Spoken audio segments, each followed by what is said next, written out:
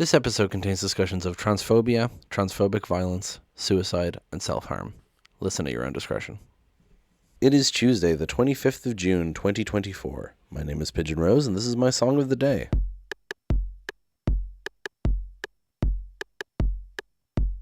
Today, we're going to be talking about another artist who I don't know much by. I've only listened to the album that this song is from. I've been meaning to check out their back catalog for a long time, but I just haven't. But listening to the song again might make me finally do it. That band is Against Me, or, I mean, if we're going to pronounce the exclamation mark, Against Me! They're a punk band from Florida. They have 7 albums. They released 5 albums before the lead singer came out as trans. There was like a period of them kind of like dumping recordings, band members changing and stuff while she started her transition, and then they finally came out with a new album called Transgender Dysphoria Blues. And the album has a lot of, obviously, songs about the trans experience. And the front cover is like a really interesting, I mean, you're going to see it on screen right now, actually, because I keep forgetting when I'm recording these that you're going to see the title and the album art and all that. It's a breast on top of like a slab of meat. Presumably it's supposed to represent top surgery, like cutting a breast off, I would assume is the implication there. There was also a censored version, which is just the slab of meat. Anyway, so yeah, the lead singer comes out as trans and makes this album that has a lot of lyrical themes about the trans experience, and the band are still together. They're still releasing albums, they're still touring and everything, and they've been successful, which is great because some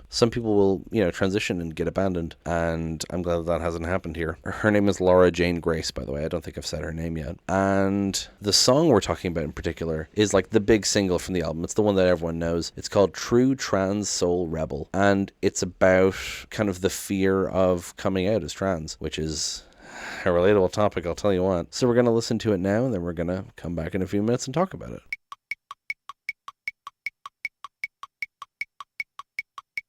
One of the things I love about this song is that it's a fucking banger. And I know that just sounds like I'm saying it's a good song. But like, if I describe to you, like, imagine a queer song, you're probably thinking of a pop song, right? There's this association with kind of pop music and queerness, like ABBA, which is a band of 4 straight people.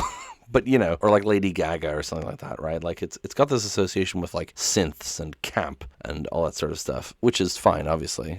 I talked about First Time You Kissed a Boy yesterday. I'm going to be talking about it. We'll get there. But this is a punk song, and people associate punk and metal with straight people. Maybe not consciously, but they do. And so I always enjoy when I hear some music like this that is perceived as like masculine and violent, or at least aggressive. And not only is the lead singer a woman, but that it's by a trans person about being trans, And I really like that because it doesn't sound musically any different than it would if it was made by, cis people or non-queer people. It just sounds like a good punk song because it is a good punk song. It's just the lyrics are about being trans. And I enjoy that. I know that sounds like a kind of a nothing statement, but I hope you understand what I'm trying to say there. The lyrics themselves are quite hard-hitting. I've cried to the song on many an occasion. All dressed up and nowhere to go, walking the streets all alone, another night to wish that you could forget, making yourself up as you go along. Who's gonna take you home tonight? Who's gonna take you home? Who's gonna take you home tonight? Who's gonna take you home? Does God bless your transsexual heart, true trans soul rebel? It's specifically like, it's about like walking around trying to like shrink out of sight, right? Walking the streets all alone, another night to wish that you could forget, like trying to pretend or forget that you feel this way and fit in and quote unquote be normal, right? Making yourself up as you go along is a really interesting one because queer identity changes,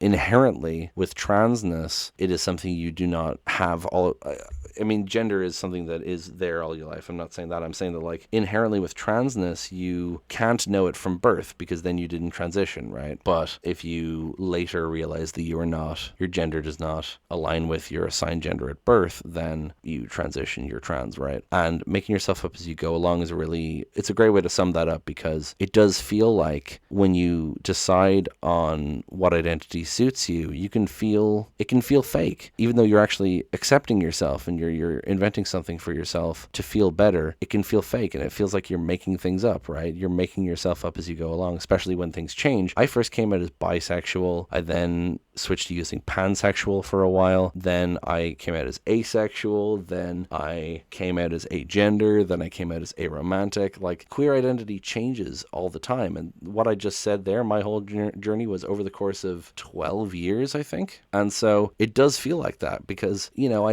identify as aromantic, asexual, agender. And, you know, I look back at bisexual me and I'm like, was that me? Yes, it was. That's just who I was at the time. That's how I identified as the time, you know. It doesn't negate that. That's something really interesting about the ever-evolving nature of queer identity. Someone also pointed out in Genius that it could be a double meaning with making yourself up like putting on makeup, which also applies, but is a bit less.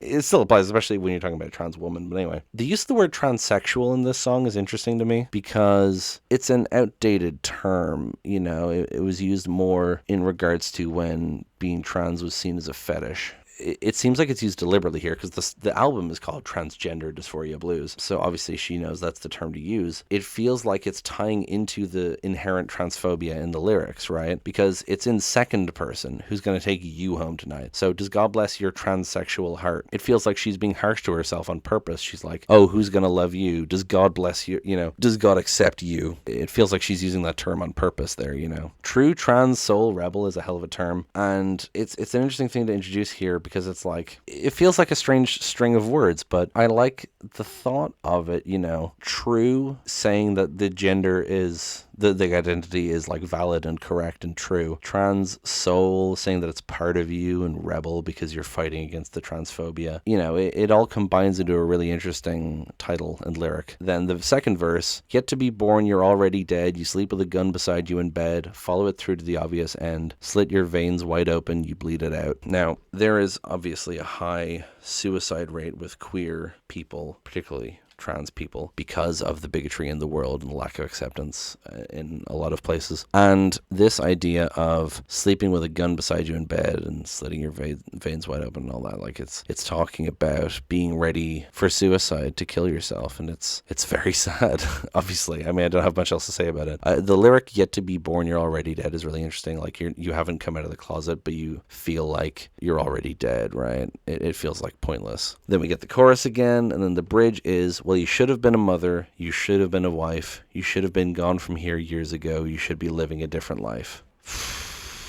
This is the part that really kills me every time, especially, I mean, I identify as agender, as I said, but I more so lean towards the feminine side of things. And so this lyric has only hit me more and more over the years because it's talking about, you know, when you transition, there's a sense of missing out what cis people experience. And Laura Jane Grace came out as trans when she was 32, if I'm reading Wikipedia correct. Did my maths correctly? So she was already, I mean, she's older than I am now, and she came out as trans then. And there's so much that happens in your life before you turn 32. And so the bridge is talking about missing out on things like, you know, well, she can't be a mother, she doesn't have a womb. You should have been a wife, like she should have been married already. She should have been gone from her years ago. She should be living a different life. It's that thing of like, I'm 32, I should have done all of this already. It's such a sad string of thoughts, and it hits me harder each time I listen to it because of my own transition, you know. And that's kind of the power of songs like this, and all the songs that we're going to talk about this week, is even when they're about the bad side of queerness, which is like the bigotry and the self-hatred that goes on, making these songs is so important because it reaches out to people like me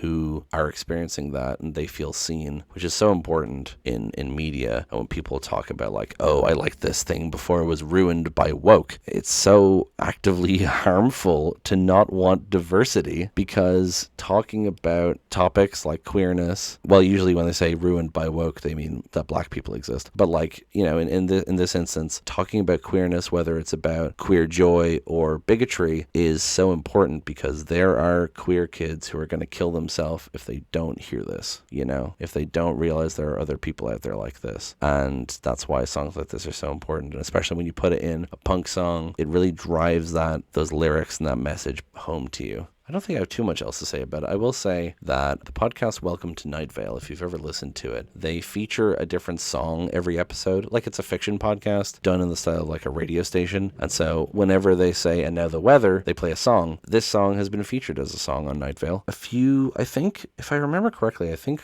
Laura Jane Grace's solo cover of, I think she did Color in Your Cheeks. She did a song for the Mountain Goats podcast. And I think that was also featured as a thing. As a Night Vale weather. Yeah, I think that's pretty much everything I have to say about this song. Really affecting song, really important song, just to exist in the world, but also for me personally. I hope you enjoyed it too. I would recommend the whole rest of the album. It's great, and I need to listen to the rest of their stuff. Thank you so much for listening. Please give me a like, give me a comment, please subscribe, tell your friends, tell your enemies, tell your family, tell your tell your transphobic parents, and maybe they'll fucking listen. And I will talk to you tomorrow. Break it down.